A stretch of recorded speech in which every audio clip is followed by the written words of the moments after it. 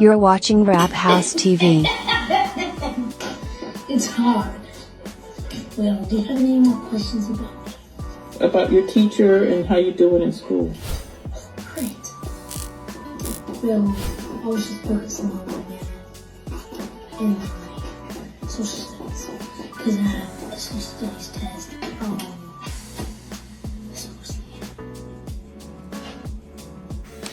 Druski isn't just a comedian, he isn't just a social media personality, and he definitely isn't an overnight success. Behind the jokes, the viral clips, and the chaotic Instagram lives is a carefully built business that turned internet comedy into a multi-million-dollar operation. While most people laugh at Druski, very few understand how much money sits behind the punchlines, or how intentional his rise actually was. Born Drew Desbordes in Columbia, Maryland, Druski grew up far from the entertainment industry. There were no Hollywood connections, no media executives in his family, and no safety net waiting for him. What stood out wasn't access, it was observation. From a young age, he noticed how people responded to humor, not polished jokes, but raw reactions. The way a room shifted when someone said the unexpected thing. The way laughter could disarm tension, create connection, and temporarily erase hierarchy. Comedy wasn't just entertainment to him. It was social currency. That instinct followed him into school. Teachers saw a distraction. Classmates saw relief. Druski was the one who could break the monotony, shift attention, change energy. But knowing you're funny is not the same as knowing how to monetize funny.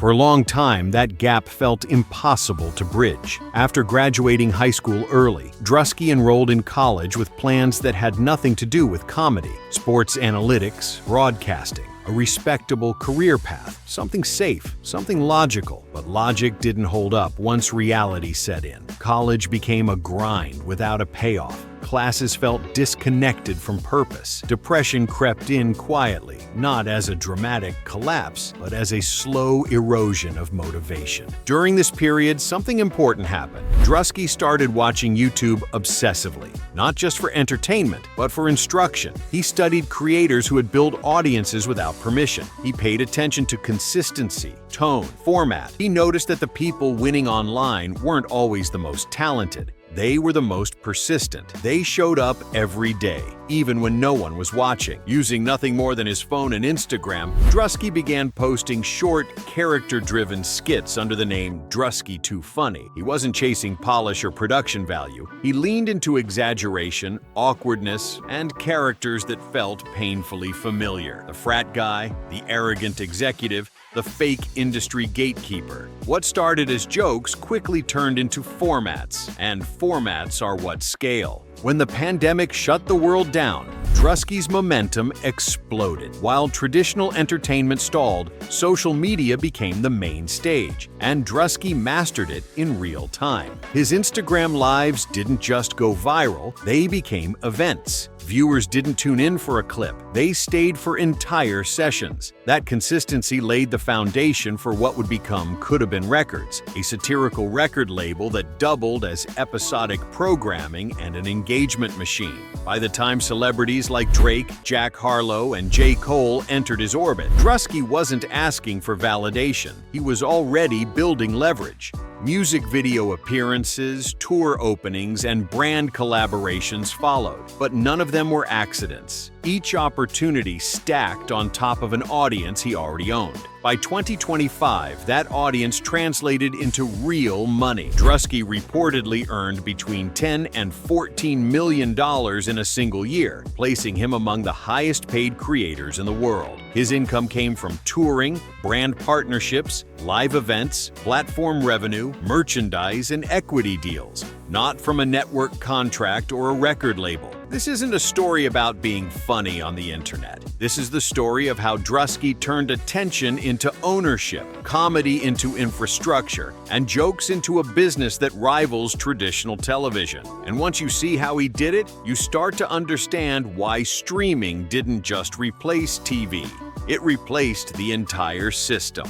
One of Druski's smartest moves was leaning into events. Coulda Fest, a live comedy and music showcase held in Atlanta, sold out major arenas and proved his ability to convert digital attention into real-world demand. Events like this don't just generate ticket revenue, they unlock sponsorship packages, vendor partnerships, and future touring leverage. Because while other comedians relied on brand deals alone, Druski was building intellectual property. He wasn't renting attention, he was owning it. The Instagram Lives became proof of concept for something much bigger: touring, licensing, merchandise, and long-term brand partnerships. By the time Druski hit the road with his first major comedy tour, he wasn't an unknown act trying to sell tickets. He was already a proven draw. His Coulda Woulda Shoulda tour reportedly generated around $2.5 million, and that figure didn't include merchandise, sponsorship integrations, or equity deals tied to the tour itself. That's when the money started compounding. Unlike traditional comedians who rely on ticket sales alone, Druski diversified aggressively. Brand partnerships became a major revenue stream. Deals with companies like Nike, Google, AT&T, Dunkin', and PrizePicks weren't one-off checks. They were long-term relationships. These brands weren't paying for jokes. They were paying for access to a highly engaged, culturally fluent audience. At that level, creator deals don't pay 5 figures. They pay 6 and 7 figures annually. Druski also made a critical decision early: ownership over exposure. Instead of licensing his ideas away, he built his own production umbrella, For Lifers Entertainment. That company sits at the center of his business operations, controlling touring, digital content, television development, merchandise, and licensing. This structure matters because it means Druski doesn't just get paid to perform, he gets paid when the business performs. By 2024, estimates place Druski's net worth between $3 and $5 million, but that number quickly became outdated. In 2025 alone, he reportedly earned around $14 million, driven by touring, sponsorships, platform revenue, and equity stakes. That puts his current net worth likely closer to the high 7 figures, with long-term upside far exceeding that. And unlike many entertainers, his income isn't fragile. He doesn't rely on chart positions, box office openings, or network renewals. His business is audience-driven. As long as people show up, the engine keeps running. One of Druski's smartest moves was leaning into events. Coulda Fest, a live comedy and music showcase held in Atlanta, sold out major arenas and proved his ability to convert digital attention into real-world demand. Events like this don't just generate ticket revenue, they unlock sponsorship packages, vendor partnerships, and future touring leverage. At the same time, Druski expanded into scripted and unscripted entertainment. Film appearances, television roles, and original series followed, not as side hustles, but as extensions of his brand. Because by the time Hollywood came calling, Druski wasn't begging for roles. He was bringing his own audience with him. That changes the power dynamic completely. In the creator economy, attention is currency, and Druski figured out how to mint it consistently. His content isn't random, it's structured. His characters aren't throwaway jokes, they're recurring assets. And his business decisions reflect someone who understands longevity, not just virality. This is why brands trust him. This is why tours sell. This is why platforms promote him.